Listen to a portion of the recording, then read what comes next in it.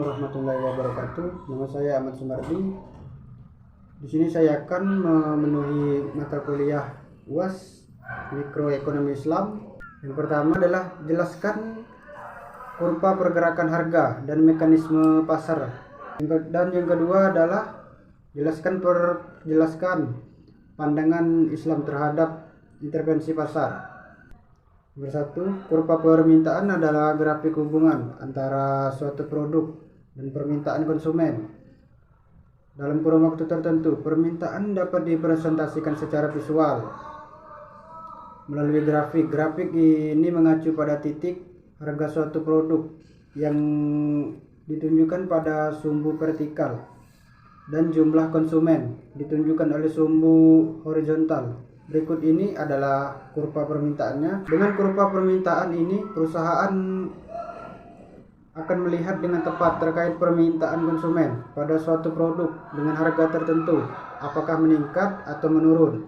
Ketika harga produk mengalami kenaikan, permintaan jumlah produk tersebut akan menurun, sehingga kamu dapat melihat kurva dalam grafik. Bila kurva berbentuk mendatar, dapat diartikan keadaan ini terjadi perbedaan antara harga dan kuantitas permintaan yang sangat tipis. Maka titik harga tersebut sudah berhasil untuk memperoleh permintaan produk. Selanjutnya adalah kurva penawaran. Kurva penawaran adalah garis lengkung yang menggambarkan jumlah atau variabel dari barang dan jasa yang ditawarkan oleh produsen dengan tingkat harga tertentu dalam periode tertentu. Jika jumlah penawaran lebih besar dari permintaan disebut surplus. Sebaliknya, bila jumlah permintaan lebih besar dari penawaran disebut dengan shortage atau kekurangan. Misalnya pada contoh bisnis food and beverage, pada sebuah outlet makanan di Pujasera menjual nasi bakar ayam dan berbagai minuman. Nasi bakar tersebut diberi harga 15.000 dengan jumlah yang ditawarkan 70 porsi.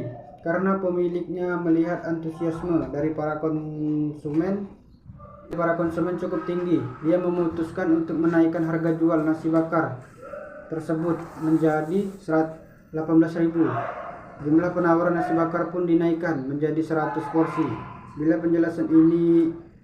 penjelasan tadi dipindahkan dalam bentuk grafik, maka gambar kurva penawaran nasi bakar adalah titik T, suplainya tetap, demandnya naik, maka yang terjadi harganya naik.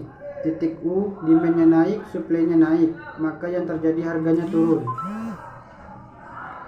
Titik P, demandnya tetap, suplainya naik, maka yang terjadi harga turun.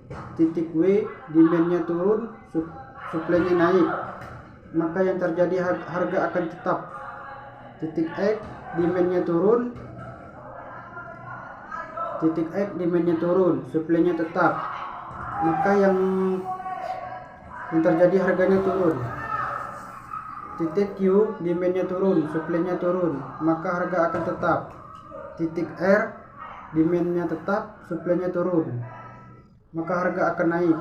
Titik Y, demandnya naik, suplainya turun, maka harga barang akan naik. Selanjutnya adalah pandangan Islam terhadap intervensi pasar.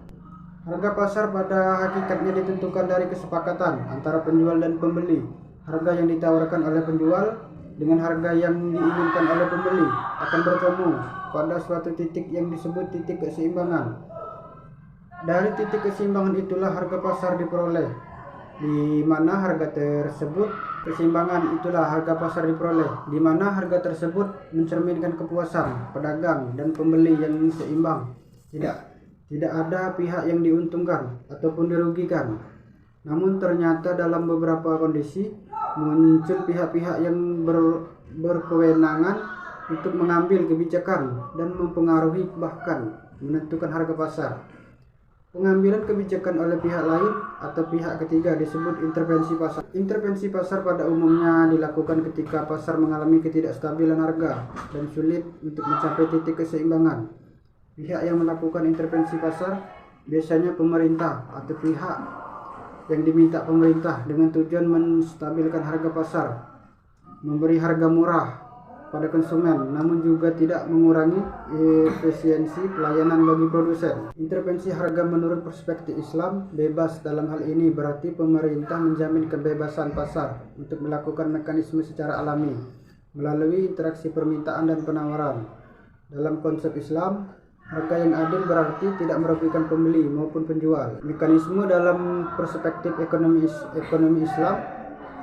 Islam memandang bahwa pasar, negara, dan individu berada dalam keseimbangan istishad. Tidak boleh ada subordinat sehingga salah satunya menjadi dominan dari yang lain. Pasar dijamin kebebasannya dalam Islam. Mungkin itu saja yang dapat saya sampaikan. Terima kasih kepada Ibu Ispa Lidian Handayani, SEME, selaku dosen MK Mikroekonomi Islam. Saya akhiri, wassalamualaikum warahmatullahi wabarakatuh.